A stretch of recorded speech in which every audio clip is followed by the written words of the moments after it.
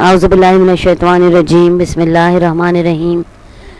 پیارے بچوں، السلام علیکم۔ میں آپ کی استانی شاہانہ نعیم، ساتقین ایجوکیشن سروسز سال 2020-21 کے ساتھ ایک بار پھر آپ کے سامنے حاضر ہوں۔ آج ہم اپنے لیکچر نمبر 17 کا آغاز کر رہے ہیں اور سبق کا حصہ دوم، حضرت خدیجہ ام المومنین حضرت خدیجہ رضی اللہ تعالیٰ عنہا کا حصہ دوم ہم آج پڑھیں گے۔ تو آئیے اپنے سبق کا آغاز کرتے ہیں۔ جی پیارے بچوں، ہم نے حضرت خدیجہ کے بارے میں پڑھا۔ حضرت خدیجہ کے والد کا نام خویلد اور والدہ کا نام بنت زائدہ تھا۔ کنیت ام ہند و لقب طائرہ۔ آپ رضی اللہ عنہ 555 عیسوی میں پیدا ہوئیں۔ والد عرب کے مشہور تاجر تھے، قریش میں معزز و محترم مقام رکھتے تھے۔ اپنی ذہانت، سچائی، ایمانداری کی بدولت ان کی بہت اعلیٰ حیثیت تھی عرب میں۔ حضرت خدیجہ زمانہ جاہلیت میں پیدا ہوئیں، بچپن ہی سے بہت نیک سیرت تھیں۔ جوان ہوئی تو ان کی شادی ابو حالہ بنائش تمیمی سے ہوئی۔ بنائش سے ان کے 2 بیٹے حالہ اور ہند پیدا ہوئے۔ ان کے انتقال کے بعد ان کی شادی عتیق بن عائد نامی شخص سے ہوئی۔ عتیق سے حضرت خدیجہ رضی اللہ عنہا کی ایک بیٹی پیدا ہوئی، اس کا نام بھی ہند تھا۔ عتیق بن عائد بھی دنیا سے رخصت ہو گئے تو حضرت خدیجہ رضی اللہ عنہا ایک بار پھر بیوگی کے ایام گزارنے لگیں۔ حضرت خدیجہ رضی اللہ عنہا اپنی فراست و ذہانت و پاک بازی میں یکتا تھی، اسی لیے طاہرہ کے لقب سے مشہور تھی۔ ان کے والد چونکہ بڑھاپے کی دہلیز پر پہنچ چکے تھے تو ان کی وسیع تجارت کو سنبھالنے والا حضرت خدیجہ کے علاوہ اور کوئی نہیں تھا۔ انہوں نے نہایت احسن طریقے سے ان کی تجارت کو، ان کے کاروبار کو آگے بڑھایا۔ اپنی حسن تدبیر اور دیانتداری کی بدولت تجارت روز بروز ترقی کرتی رہی۔ حضرت خدیجہ رضی اللہ عنہا کو اپنی تجارت کو سنبھالنے کے لیے ایک ایسے شخص کی تلاش تھی جو ایماندار ہو، نیک ہو۔ آپ رضی اللہ عنہ نے حضور اکرم صلی اللہ علیہ وسلم کے بارے میں سنا تو انہیں پیغام بھجوایا کہ وہ ہماری تجارت کو سنبھالیں، تجارت کا مال ملک شام لے کر جائیں اور فروخت کریں، انہیں 2 گنا معاوضہ دیا جائے گا۔ حضور اکرم صلی اللہ علیہ وسلم نے ان کی یہ پیشکش قبول کر لی۔ جب وہ ان کا سامان تجارت شام کے شہر بصرہ لے گئے، اس سفر کے دوران میں حضرت خدیجہ کا غلام میسرہ بھی ان کے ساتھ تھا۔ دوران سفر میسرہ نے حضرت محمد مصطفیٰ صلی اللہ علیہ وسلم کی دیانتداری، سچائی کو دیکھا اور بہت متاثر ہوا، اور جب وہ واپس لوٹے تو ڈبل معاوضے کے ساتھ، ڈبل منافع کے ساتھ ان کو تجارت کے مال میں نفع پہنچا، اور وہ نفع لے کر واپس حضرت خدیجہ کے پاس آئے اور ان کو ہر چیز ویسے ہی لوٹا دی جیسی انہیں ملی تھی، بغیر کسی کمی بیشی کے۔ میسرہ نے حضرت خدیجہ سے ان کے بلند کردار اور حسن کارکردگی کی بہت تعریف کی، جسے سن کر حضرت خدیجہ بہت متاثر ہوئیں۔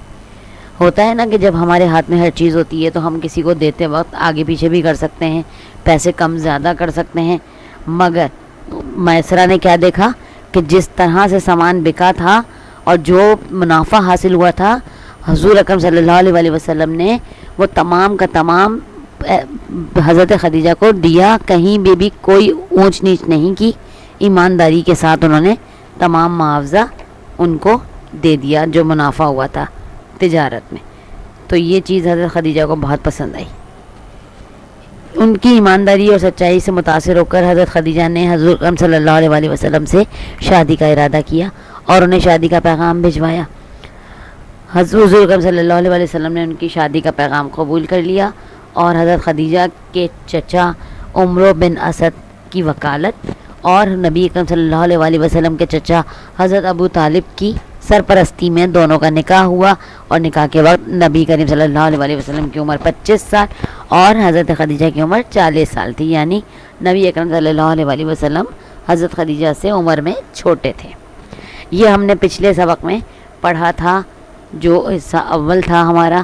اب ہم اس کا حصہ دوم، اس کے آگے کا سبق، اس کی بلند خوانی کریں گے۔ آئیے اپنے اگلے سبق کے حصے کی جانب بڑھتے ہیں۔ بلند خوانی صفحہ نمبر 66، باب پنجم، سبق نمبر 1۔ ام المومنین حضرت خدیجہ الکبریٰ رضی اللہ تعالیٰ عنہا۔ حضرت خدیجہ رضی اللہ تعالیٰ عنہا کا قبول اسلام اور اشاعت اسلام میں ان کی خدمات۔ جب رسول اللہ صلی اللہ علیہ وسلم کی عمر 40 سال ہوئی تو آپ صلی اللہ علیہ وسلم پر اللہ تعالیٰ کی طرف سے وحی نازل ہوئی۔ آپ صلی اللہ علیہ وسلم نے حضرت خدیجہ رضی اللہ تعالیٰ عنہ کو تمام تفصیلات سے آگاہ فرمایا۔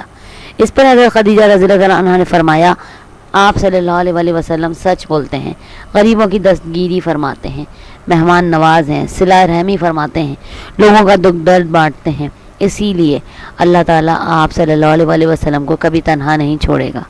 بعثت نبوی صلی اللہ علیہ وسلم کے بعد حضرت خدیجہ رضی اللہ تعالیٰ عنہا آپ صلی اللہ علیہ وسلم پر بلا تعامل ایمان لے آئیں۔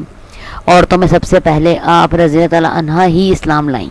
جب تک آپ زندہ رہیں تبلیغ اسلام میں رسول اللہ صلی اللہ علیہ وسلم کا دست و بازو بنی رہیں۔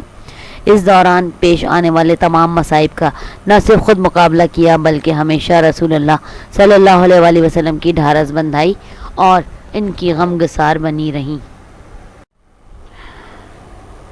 حضرت خدیجہ رضی اللہ تعالیٰ عنہا نے اپنی تمام دولت تبلیغ و اشاعت اسلام کے لیے رسول اللہ صلی اللہ علیہ وسلم کے حوالے کر دی۔ آغاز اسلام کے کچھ عرصے بعد کفار مکہ نے آپ صلی اللہ علیہ وسلم اور آپ صلی اللہ علیہ وسلم کے خاندان کا معاشی و معاشرتی مقاطعہ یعنی بائیکاٹ کیا اور انہیں ایک گھاٹی شعیب ابی طالب میں 3 سال تک محصور رکھا۔ اس کٹھن مرحلے پر بھی حضرت خدیجہ رضی اللہ تعالیٰ عنہا کے ساتھ تھیں۔ رسول اللہ صلی اللہ علیہ وسلم کے ساتھ تھیں۔ آپ رضی اللہ تعالیٰ عنہا نے تمام مصائب و آلام بڑے صبر و تحمل کے ساتھ برداشت کیے۔ وفات حضرت خدیجہ رضی اللہ تعالیٰ عنہا کا انتقال 11 رمضان 10 نبوی کو ہوا اور آپ رضی اللہ تعالیٰ عنہ کو مکے کے قبرستان میں سپرد خاک کیا گیا۔ وفات کے وقت حضرت خدیجہ رضی اللہ تعالیٰ عنہ کی عمر 65 برس تھی۔ آپ رضی اللہ تعالیٰ عنہ کی وفات سے رسول اللہ صلی اللہ علیہ وسلم کو بہت صدمہ ہوا۔ اسی سال جناب حضرت ابو طالب کا بھی انتقال ہوا تھا۔ آپ صلی اللہ علیہ وسلم نے اس سال کو عام الحزن یعنی غم کا سال قرار دیا۔ رسول اللہ صلی اللہ علیہ وسلم کے 2 بیٹے حضرت قاسم رضی اللہ تعالیٰ عنہ اور حضرت عبداللہ رضی اللہ تعالیٰ عنہ اور 4 بیٹیاں حضرت زینب رضی اللہ تعالیٰ عنہ، حضرت رقیہ رضی اللہ تعالیٰ عنہ، حضرت ام کلثوم رضی اللہ تعالیٰ عنہ اور حضرت فاطمہ رضی اللہ تعالیٰ عنہ حضرت خدیجہ رضی اللہ تعالیٰ عنہ سے تھیں۔ دونوں بیٹے بچپن ہی میں وفات پا گئے تھے۔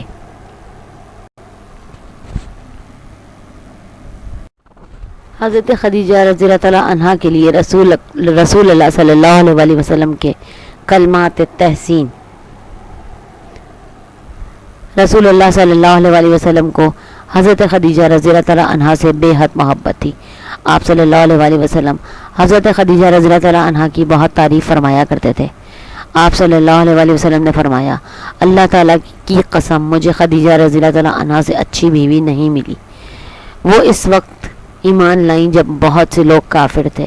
انہوں نے میری اس وقت تصدیق کی جب سب نے مجھے جھٹلا دیا۔ انہوں نے اپنا زر و مال مجھ پر قربان کر دیا جبکہ دوسروں نے مجھے محروم رکھا اور اللہ تعالیٰ نے ان سے مجھے اولاد دی۔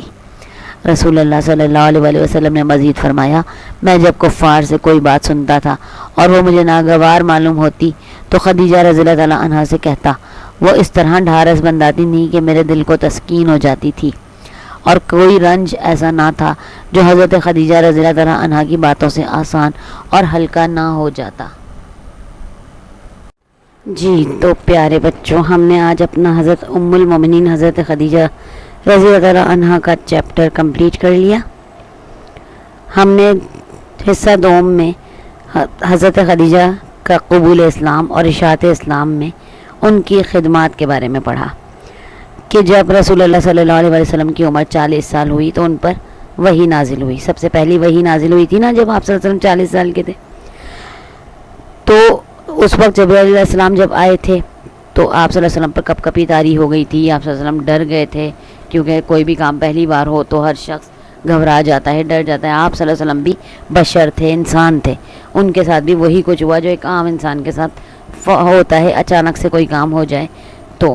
جبکہ اللہ تعالیٰ نے ان کو بہت خواب کے ذریعے اور ہر چیز کے ذریعے ذہنی طور پر تیار کیا ہوا تھا, مگر پھر بھی جب آپ یہ کام آسان نہیں تھا کہ قرآن ایک انسان کے اوپر اتر رہا تھا, تو یہ کوئی اتنا آسان کام نہیں تھا. کیونکہ جب اللہ تعالیٰ نے پہاڑوں سے پوچھا, پہاڑوں پر اس کلام کو اتارنے کا سوچا, تو پہاڑوں نے انکار کر دیا. آپ کو پتہ ہے فرشتوں نے انکار کر دیا, ہر چیز نے اس کا بوجھ اٹھانے سے انکار کر دیا تھا. صرف اللہ تعالیٰ نے آدم علیہ السلام کو جب بنایا تھا, اللہ تعالیٰ نے سب کو سجدہ کروایا, فرشتوں نے آدم علیہ السلام کو سجدہ کیا تھا. تو اللہ تعالیٰ نے انسان کو اشرف المخلوقات بنایا. اسی بنیاد پر اللہ تعالیٰ نے اپنے کلام کو انسان پر نازل فرمایا, اور جو معتبر اور اعلیٰ شخصیت کس کی تھی؟ حضرت محمد مصطفیٰ صلی اللہ علیہ وآلہ وسلم کی. جب وہ 40 سال کے ہوئے تو ان پر پہلی وحی نازل ہوئی. جبرائیل علیہ السلام تشریف لائے, آپ صلی اللہ علیہ وسلم پر کپ کپی طاری ہو گئی, آپ صلی اللہ علیہ وسلم گھبرا گئے اور بہت زیادہ ان کی حالت بری ہو گئی. جب آپ صلی اللہ علیہ وسلم یہاں حضرت جبرائیل سے ملاقات کے بعد گھر تشریف لے گئے تو وہ سخت کپ کپانے والی کیفیت میں تھے. حضرت خدیجہ نے ان پر گرم کمبل ڈالا تاکہ ان کی طبیعت ٹھیک ہو جائے اور ان کو تسلی دی. جب ان کی طبیعت کچھ بہتر ہوئی تب انہوں نے ان کو تمام باتیں بتائیں کہ ان کے ساتھ کیا ہوا تھا غار حرا میں. تو انہوں نے ان کو تسلی دی, کنہوں نے؟ حضرت خدیجہ نے, اور فرمایا آپ صلی اللہ علیہ وآلہ وسلم سچ بولتے ہیں, غریبوں کی دستگیری فرماتے ہیں, مہمان نواز ہیں, صلہ رحمی فرماتے ہیں, لوگوں کا دکھ درد بانٹتے ہیں, اس لیے اللہ تعالیٰ آپ صلی اللہ علیہ وآلہ وسلم کو کبھی تنہا نہیں چھوڑے گا. اسی لیے اللہ تعالیٰ نے آپ کو چنا ہے اپنے اس کام کے لیے. انہوں نے اس طرح سے انہیں تسلی دی تھی. تو یہ واقعہ یہاں پر اس سے ریلیٹڈ ہے جو بھی میں نے آپ کو سنایا. بعثت نبوت کے بعد, بعثت نبوت یعنی جب وحی نازل ہو گئی تھی, اس کے بعد حضرت خدیجہ رضی اللہ تعالیٰ عنہ آپ صلی اللہ علیہ وآلہ وسلم پر بلا تعمل ایمان لے آئیں, یعنی بغیر کسی گنجائش کے شک و شعبے کے فوراً ایمان لے آئیں. کیا ہاں واقعی آپ صلی اللہ علیہ وسلم ہمارے نبی ہیں, آخری نبی ہیں. اس سے پہلے تک تو آپ صلی اللہ علیہ وسلم ایک عام انسان کی طرح سے زندگی بسر کر رہے تھے جب تک نبوت نہیں نازل ہوئی تھی. لیکن جب 40 سال کے بعد نبوت نازل ہوئی تو آپ صلی اللہ علیہ وسلم نبی کہلائے. اور اس پر سب سے پہلے کون ایمان لایا؟ حضرت خدیجہ. عورتوں میں سب سے پہلے اسلام لائیں. جب تک آپ زندہ رہیں تبلیغ اسلام میں رسول اللہ کا دست تو بازو بنی رہیں. اس دوران پیش آنے والے تمام مصائب کا نہ صرف خود مقابلہ کیا بلکہ ہمیشہ رسول اللہ صلی اللہ علیہ وسلم کی ڈھارس بندائی اور ان کی غمگسار بنی رہیں. جب آپ صلی اللہ علیہ وسلم پریشان ہوتے حضرت خدیجہ ان کا حوصلہ بڑھاتی اور انہیں ہمت دلاتی تھیں. حضرت خدیجہ نے اپنی تمام دولت, چونکہ حضرت خدیجہ بہت امیر ترین خاتون تھیں عرب کی, وہ تمام دولت آپ صلی اللہ علیہ وسلم کے حوالے کر دی. اور کس کام کے لیے لگا دی؟ تبلیغ اسلام کے لیے, اشاعت کے لیے. آغاز اسلام کے کچھ عرصے بعد کفار مکہ نے آپ صلی اللہ علیہ وآلہ وسلم اور آپ صلی اللہ علیہ وسلم کے خاندان کا معاشی و معاشرتی مقاطعہ کیا, یعنی بائیکاٹ کیا. کس نے؟ کفار نے. جب اسلام کا آغاز ہوا تھا اس وقت آپ صلی اللہ علیہ وسلم نے بہت تکلیفیں اٹھائی تھیں.